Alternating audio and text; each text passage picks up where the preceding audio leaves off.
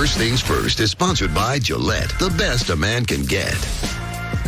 Welcome in to First Things First. I'm Sarah Kustok filling in for Jenna Wolf. That's the Hall of Famer, CRIS CATER. This is Nick Wright. Good show. Good to see you, Sarah. Thank you for stepping in today. Musical chairs. Right. Sarah was here the last couple days. Now she's right there. Yeah, no problem. She's just dropping assist from a different spot. I'll take her. I'm going to fill it up today. Oh, okay. Yeah. Wow. Good to know. Good stuff on the way. There's a new favorite to land Kawhi Leonard next season. There is new hope that KD could be back in the finals. But we're going to start with the Lakers. A destructive article came out yesterday describing their dysfunction in detail. Among the accusations, Magic Johnson was described as a bully.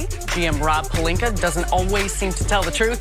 LeBron's agent, Rich Paul, was described as a culture killer, advocating for Luke Walton to be gone as early as November of last season. Nick, who is to blame for the Lakers mess? To me, this is relatively simple. There's a lot of blame to go around, but it should land primarily at the feet of one person, and it's one person who was not mentioned there, and that's Jeanie Buss. A very wise man named CRIS CATER once told me years ago, with new information, I can develop new opinions. Yeah. And maybe at one point, Jeanie Buss thought a Magic Johnson, Rob Pelinka with the Ramby operating in the shadows power structure was a good one.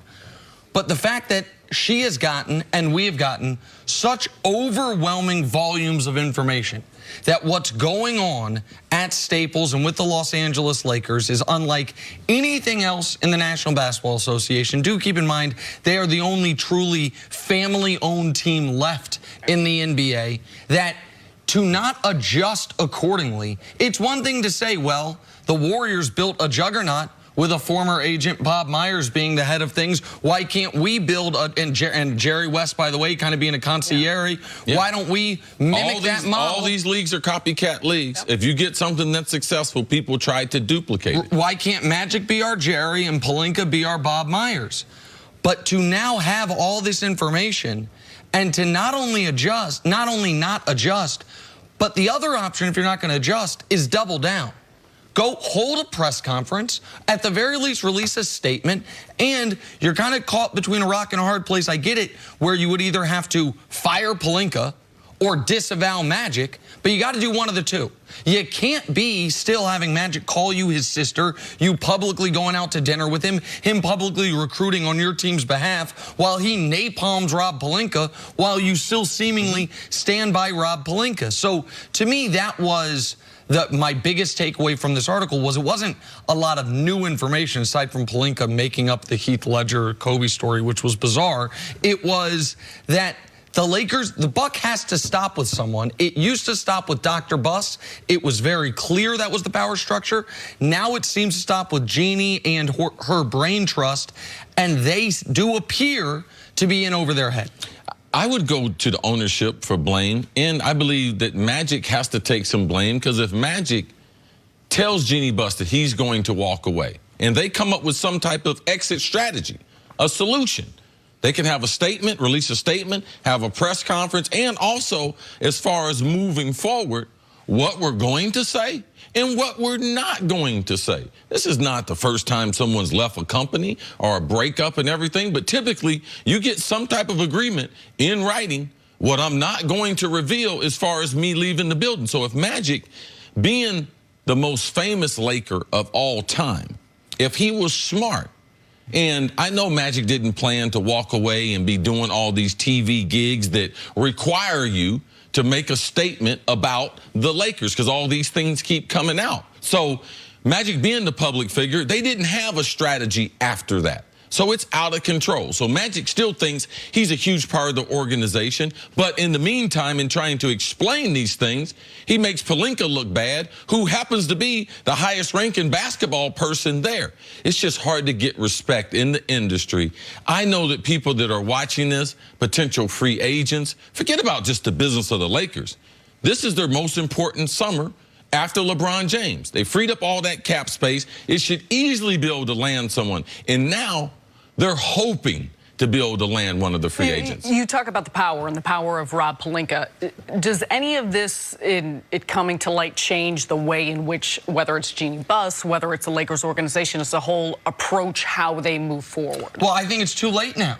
I think the problem is we're damn near to June. The NBA Finals start tomorrow. The draft is June 20th. June 20th is the draft. The Finals end on June 16th. The draft is June 20th. Free agency opens June 30th at 6 p.m.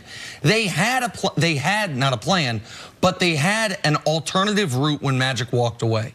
And they didn't have to fire Rob that day. What they do in that moment, and this isn't a novel concept, is conduct a search for the opening, which was team president, bring someone in and let that person evaluate everyone there. Let that person evaluate Rob Pelinka. Let that person give a plan for the team moving forward. But now, I think you are just stuck. I think their plan moving forward is hope and pray the gravity of LeBron attracts a free agent. And then hope and pray that either the New Orleans Pelicans don't get the deals they think they can get for Anthony Davis, or the Washington Wizards don't get the deals they think they can get for Bradley Beal, and have this offseason be successful despite your own best efforts seemingly to undercut. And I do believe there's some things as far as the report that were wrong or inaccurate. As far as Rich Paul and him being a culture killer, number one, for your culture to be killed, you have to have a culture. Okay, so they didn't have a culture. They were trying. They were close at Christmas. They were getting something going on, so they didn't really have a true culture. In the last 6 years, no one's lost more games than them. They're tied with the New York Knicks. That's how bad they've been. So some of these things, yes, accurate. Some of these things blown out of proportion. Rich Paul riding on the team plane. He's here in Brooklyn. Magic consented for him. That's not the first agent to ever ride on a team plane. Now, because he represents Anthony Davis, there you might have a conflict of interest because how the Anthony Davis thing got out of control. But I'm still worried about the Lakers landing a big-time free agent. Well, I'm glad you brought up Rich Paul. There's two things I feel like the audience should know that maybe wasn't very obvious upon first reading, or maybe a lot of people didn't read it. They just heard people talking about it. In my mind, a lot of this story comes from disgruntled members of Luke Walton's coaching staff that are no longer with the Lakers. Because the one person who escapes any criticism in this story is Luke. And, I mean, Luke obviously we can argue about the job he did with the Lakers. He's facing some very serious off-court allegations. He fell into a great job or a great opportunity in Sacramento with a young team. And for no one, even anonymously, to kill Luke Walton in this story when everyone else is getting killed gives me an idea of where some of these anonymous sources are coming from. But the other anonymous sources, the other league executives, the other agents, you have to keep in mind, people didn't like Pelinka. Agents don't typically like each other. People are threatened by Rich. So there's two groups of people that really dislike Rich Paul. This isn't a defense of him. This is just reality. One is agents. It is written in the story. Other agents are afraid to have their clients sign with the Lakers because they think Rich might poach them. Because Clutch Sports has built itself into something very powerful, and those agents have some jealousy. They feel Rich skipped the line. Rich didn't have to do a lot of the grunt work these guys did to build up their clientele. He walked in with LeBron James. But the other one is league executives resent what LeBron and Rich have created in the era of player empowerment. So if there's resentment towards the Lakers for Lakers exceptionalism, for all the titles prior to these past 6 years, LeBron being there, Rich being there, Pelinka being there, which is to circle back, why it was important for someone to try to, put a dam up and stop all of these negative stories by saying this is what we're going to do in Los Angeles, because otherwise people are going to feast on the bones. Nobody will be happier than the rest of the league watching the Lakers piece by piece be ripped away. I think a lot of that were some of the genesis of this story. All right, we got a lot more Lakers coming up in the show, but first, can Kawhi single-handedly take down the Warriors? That's next on First Things First, and you can always check us out on the Fox Sports channel on Sirius XM. We'll be right back.